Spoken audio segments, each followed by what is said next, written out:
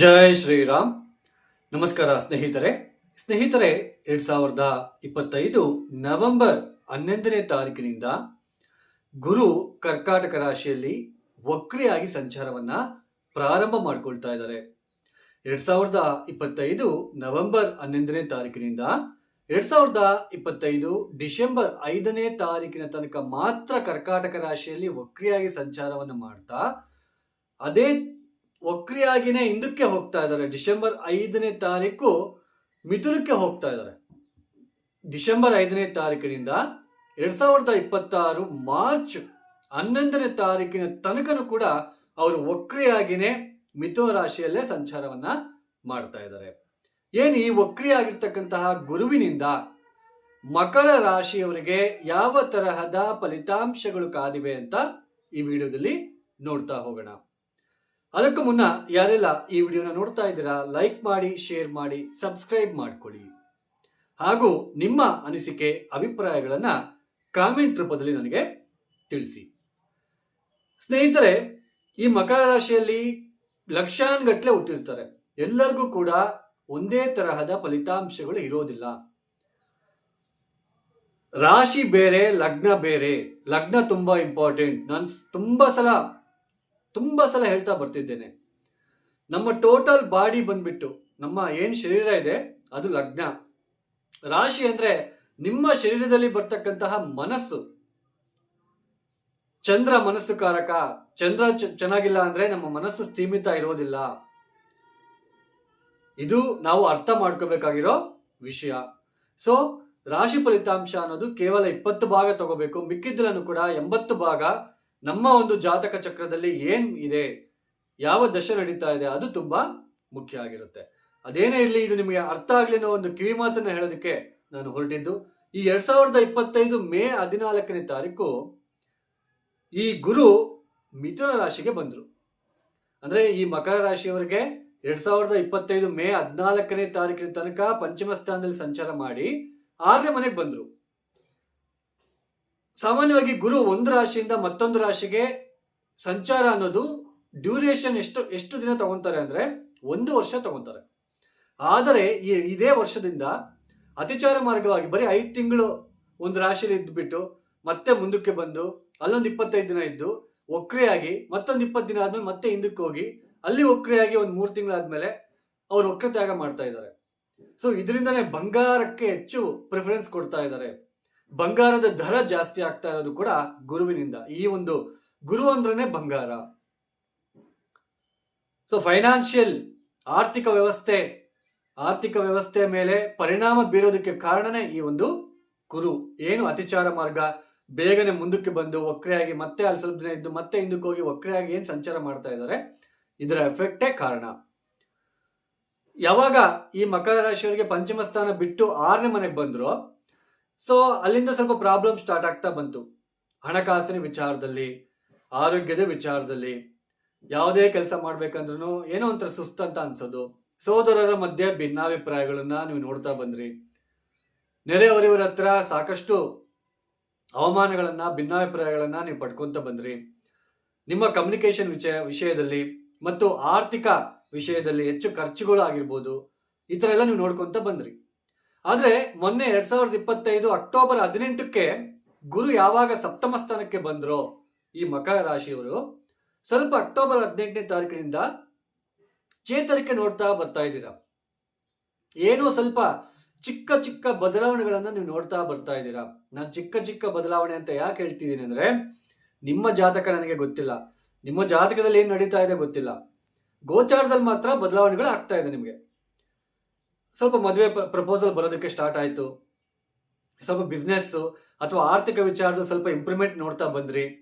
ಕೆಲಸ ಸಿಗದೇ ಇರೋರಿಗೆ ಸ್ವಲ್ಪ ಕೆಲಸ ಸಿಕ್ಕೋ ಥರ ಆಯಿತು, ಕೆಲಸ ಸಿಕ್ತು. ಸ್ವಲ್ಪ ಗಂಡ ಹೆಂಡತಿರ ಮಧ್ಯೆ ಪರಸ್ಪರ ಒಂದು ಪ್ರೀತಿ ಬಾಂಧವ್ಯ ನೋಡ್ತಾ ಬಂದ್ರಿ. ಇದೆಲ್ಲ ಸ್ವಲ್ಪ ಒಂದು 20 ದಿನದಿಂದ ನೀವು ನೋಡ್ತಾ ಬರ್ತಾ ಇದ್ದೀರಾ. ಆದರೆ ಇದೇ ನವೆಂಬರ್ ಅಂದರೆ ಇದೇ ತಿಂಗಳು ಇನ್ನೇ 4 ದಿನ 11ನೇ ತಾರೀಕು ವಕ್ರಿ ಆಗ್ತಾ ಇದ್ದಾರೆ. ನೋಡಿ, ಈಗ ಮತ್ತೆ ವ್ಯಾಪಾರ ಮಾಡಬೇಕು, ವ್ಯಾಪಾರವನ್ನ ವಿಸ್ತರಣೆ ಮಾಡ್ಕೋಬೇಕು ಅಂಥವ್ರು ಯಾರಿದ್ದೀರಾ ಸಾಕಷ್ಟು ಹುಷಾರಾಗಿರ್ಬೇಕು. ಮತ್ತು ಪತಿ ಪತ್ನಿಯರಲ್ಲಿ 3ನೇ ವ್ಯಕ್ತಿಗಳ ಪ್ರವೇಶ ಆಗದೆ ಇರೋ ತರ ನೋಡ್ಕೋಬೇಕು. ಮತ್ತು ವಿವಾಹ ನೋಡಿ, ನಾವು ಹುಡುಗಿನ ಹುಡುಕ್ತೀವಿ, ಹುಡುಗನ ಹುಡುಕ್ತಾ ಇರ್ತೀವಿ, ಯಾಕೋ ಏನೋ ಸರಿ ಹೋಗ್ತಾ ಇಲ್ಲ, ಪೋಸ್ಟ್ಪೋನ್ ಆಗ್ತಾ ಇದೆಯಲ್ಲ, ನಾಳೆ ಬನ್ನಿ, ನಾಡದ್ದು ನೋಡ್ತೀವಿ, ಆಚೆ ನಾಡಿದ್ದು ಹೇಳ್ತೀವಿ, ಈ ಥರ ಆಗ್ತಾ ಇದೆಯಾ, ಈ ಥರ ಆಗ್ತಾ ಇದೆಯಲ್ವಾ? ಯಾಕೆ? ಗುರು ವಕ್ರೆ ಆಗ್ತಿದ್ದಾರೆ, ಈ ಥರ ಆಗೋ ಚಾನ್ಸಸ್ ಇರುತ್ತೆ. ಇನ್ನೇನು ಹತ್ರಕ್ಕೆ ಬರುತ್ತೆ ಸಂಬಂಧ, ಹಾಗೆ ಹೊರಟೋಗ್ಬಿಡುತ್ತೆ. ನಿಮ್ಮ ದಶಾಭುಕ್ತಿ ಅನ್ನೋದು ಚೆನ್ನಾಗಿದ್ರೆ ಈ ಸಮಯದಲ್ಲಿ ಒಳ್ಳೆ ದಶಾಭುಕ್ತಿ ನಡೀತಾ ಇದ್ರೆ ಸ್ವಲ್ಪ ಮದುವೆ ಎಂಗೇಜ್ಮೆಂಟ್ ವರೆಗೂ ಹೋಗೋ ಚಾನ್ಸಸ್ ಇರುತ್ತೆ.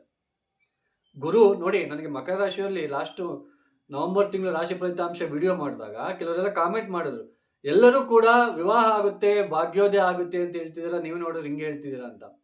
ನೋಡಿ, ನೈಸರ್ಗಿಕ ಶುಭ ಗ್ರಹ ಗುರು. ಗುರು ಅಂದ್ರೇನೆ ಶುಭ. ಅರಿಶಿನ, ಗುರು ಅಂದ್ರೆ ಅರಿಶಿನ, ಲಡ್ಡು ಸಿಹಿ, ಮದುವೆಗೆ ಬಳಸ್ತಕ್ಕಂಥ ಲಡ್ಡು ಬಿಕಾಸ್ ಆಫ್ ಗುರು.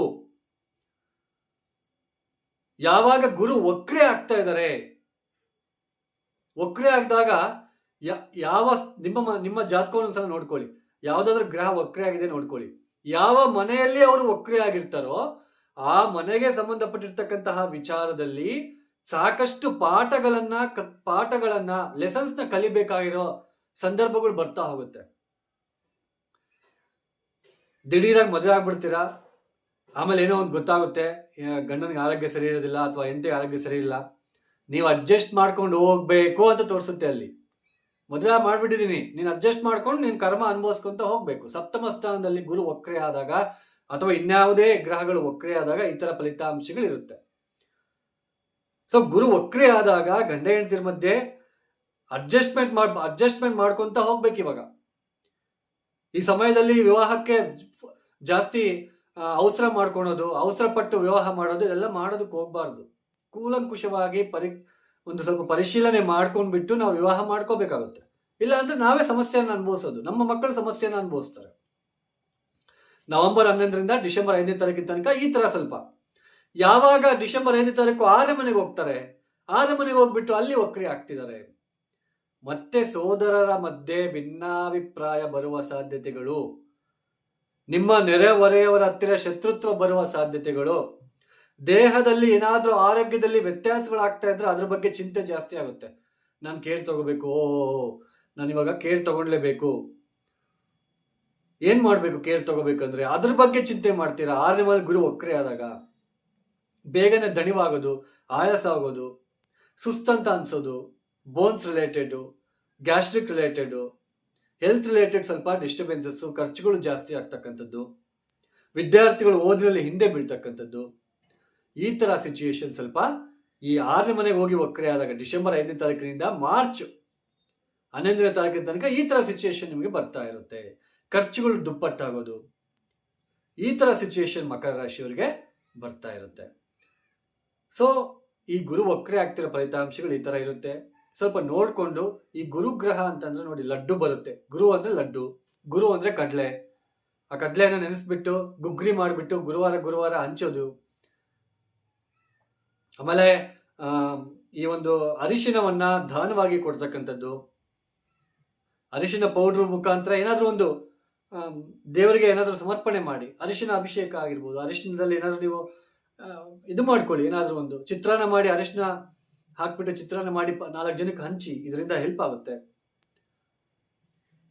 ನೀವೆಲ್ಲರೂ ಮನೆಯಿಂದ ಹೊರಡೆ ಹೋಗ್ಬೇಕಾದ್ರೆ, ಮುಖ್ಯವಾಗಿರ್ತಕ್ಕಂಥ ಕೆಲಸಗಳು ಮಾಡ್ಬೇಕಾದ್ರೆ ಸಿಹಿಯನ್ನ ಬಾಯಲ್ಲಿ ಹಾಕೊಂಡ್ಬಿಟ್ಟು ಮುಂದಕ್ಕೆ ಹೋಗಿ, ಆಗ ಗುರುವಿನ ರಕ್ಷಣೆ ಸಿಗುತ್ತೆ. ಕೇಸರಿಯನ್ನ ಈ ಒಂದು ಹಣೆಗೆ ಹಚ್ಕೊಳ್ಳೋದಕ್ಕೆ ಪ್ರಯತ್ನ ಮಾಡಿ.